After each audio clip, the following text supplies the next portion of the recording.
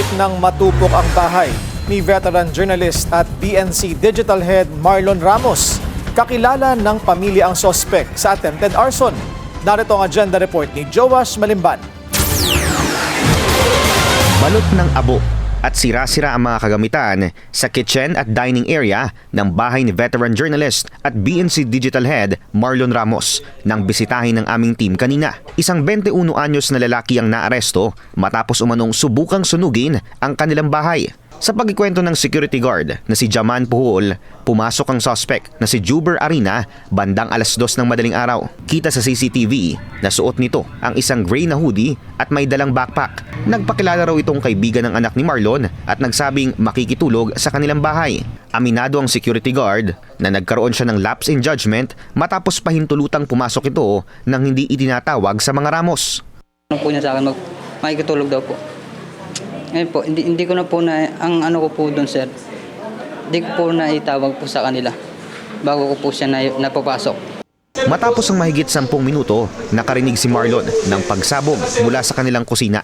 Pagsilip niya, dito na raw tumambad ang malaking apoy. Kaya dali-dali niyang inilikas ang kanyang mag-ina at napilitan silang tumalon mula sa bintana ng ikalawang palapag. Bukas ko ng bintana, nakita ko sa baba, may apoy na dun sa kitchen namin. Kitang-kita na may apoy. Tapos, nung paglabas namin ng bintana, mainit na yung bubong. So sabi ko, mukhang malaki na yung apoy. So sigaw ako ng sigaw na sunog. Paulit-ulit, sunog. Matapos umalingaw ang mga sigaw ni Marlon ng paghingi ng tulong, bigla raw nakita ng security guard ng suspect na tumatakbo palabas ng subdivision. Hinabol niya ito ng ilang daang metro mula sa subdivision. Nagkaabutan sila sa tapat ng isang mall kung saan nasugatan at nagkapunit-punit pa ang damit ng security guard. Matapos pumiglas ng 6-footer na suspect, dito na siya tinulungan ng 3 pang security guard bago dali ng suspect pabalik sa loob ng subdivision. Isa sa mga dating malapit na kaibigan ng anak ni Marlon, ang suspect, na itinuring pa raw niya bilang sariling anak. Tinuruan ka namin na parang anak, tapos gagawin mo sa amin to. Ha? Gusto po na napapaliw ako, sir. Basta po, dalawang tapat ko po yan dinala. Nasira po yung utak ko dyan, sir. Huli kong kita o huling punta niya rito, hindi ako nagkakamali, mga 2 years ago.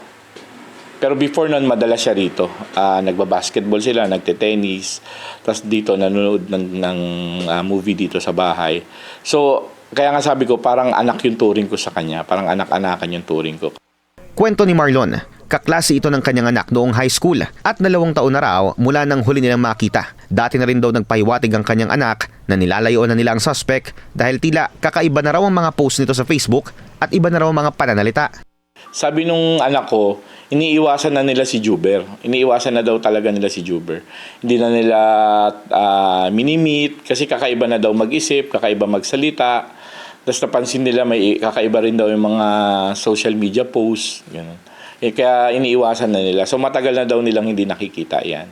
Sa paunang investigasyon ng BFP, na-recover sa CR ng Ramos residence ang isang martilyo na pinaghihinalaang ginamit ng suspect para makapasok ng bahay at ang backpack na nakitang suot nito pagpasok ng subdivision. Naabutan din naming nakapatong sa lamesa ang isang kutsilyong pagmay-ari rin umano ng suspect. Ito ang parehong armas na pinaghihinalaang ginamit para butasin ang gulong ng isa sa mga sasakyan ni Marlon bago ito pumasok ng bahay. At ang gas canister na pinaglagyan umano ng gasolinang sinilaban ng suspect. Hinala ni Marlon, copycat crime ito dahil sa sunod-sunod na violent crimes kung saan sangkot ang mga kabataan.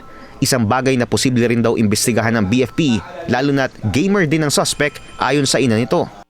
Like po ngayon, di ba, sa mga schools natin, sir, may nangyaring incident. Ang nangyayari po ngayon, parang ang daming gumagaya. Ang dami pong mga threat ngayon sa mga school na may gagawin ganito. Sa initial findings ng BFP, aabot sa mahigit 150,000 pesos ang estimated damages sa Ramos residence. Pansamantala rin daw ibibigay sa PNP custody ang suspect habang ongoing ang investigasyon. Para sa agenda, Joash Malimban, Billionaire News Channel. Manatiling nakatutok sa Billionaire News Channel. Sumubaybay sa aming social media accounts at mag-subscribe sa aming YouTube channel para sa mga eksklusibong balita at storya.